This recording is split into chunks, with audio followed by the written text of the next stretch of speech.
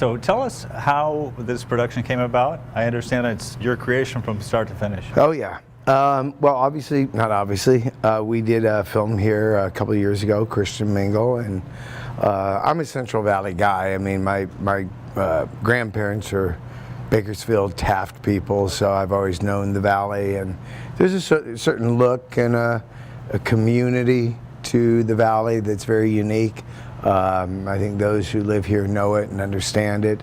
So I've always had a fascination, been in love with, and spent a lot of time in the Valley. I understand that the cooperation of the area is also what makes this a good place for you to film. Right, that's paramount.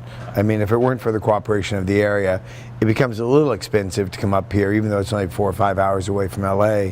So if you don't have the cooperation, that's really, it's a make or break. So what did Westside Ministries offer you? Well, Westside Ministries has been fantastic. We walked in here, I was pretty set on shooting this film, Life with Dog, in Los Angeles, and somebody said, you got to come up here, I found this great, you're going to love this house, and I've got a whole facility next door that'll take care of everything, and came up, fell in love with this little house next door, and then met the people from Westside here, and they said, here's a place you can have your production office, and we make meals, incredible food, and then all their kids and people involved in the ministry also got to be in the movie, whether they were production assistants or extras, and so it became a sort of a package deal that was wonderful. Is this another faith-based movie like Christian Mingle? It is a faith-based movie. You know, I'm starting to steer away. I'm starting to actually define what does it mean to be faith-based movie. It's funny. One assumes that means Christian film.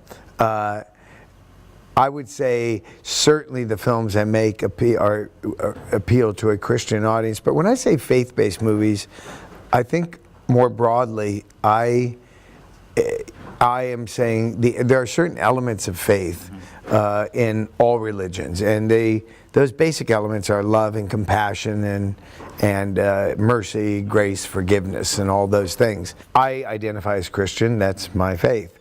And there's certain elements in there, whether it's a cross or references to Jesus. God is somewhat universal, if you will, across many faiths. So yes, they're faith-based movies, but they're human stories, and they're stories of forgiveness. And I think when a lot of people hear about a Christian film or a faith-based film, they think of something really corny. I mean, how do you get over that? How do you produce a movie that's not? I would tell you, it's an interesting question you ask, is how do you get over that hump of just making a corny Christian movie? I actually have tried to do that with this film, and I'm going to actually shoot 2 versions, but I'll be very on. We have shot 2 versions. I try to make it in the real world. And in this movie, Life with Dog, I play a guy who's lost my wife. She had faith, I had doubt. Wonderfully works together until she dies, and I have no ability to deal with her death because she sort of handled the faith stuff in the family. He makes a commitment to her in their 43 years of marriage to, she says, that's okay, you do what God will find you when God wants to. But do me a favor, a few ground rules is I don't like swearing under my house. So this guy who was a fighter who used to have a mouth curbs his language. When she dies, he says a few things. The F word. Once, very specifically, and he feels guilt for it because he knows with her gone. I use that word very specifically because it's a indication that he has lost her as his moral compass, and now he has to find a way back. And by the end, he does redeem himself, and when a kid who is in trouble uses the same word, he says, you might want to watch your language. So he makes a little journey back on his own. But I don't want to just say by dropping an F-bomb once, all of a sudden you're like, ooh, you're so different.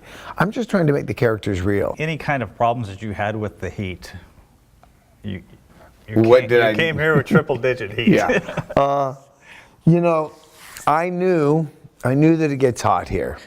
I didn't know it'd get hot so quickly. Yeah. I look at more of like end of July and August are hot months anywhere you go.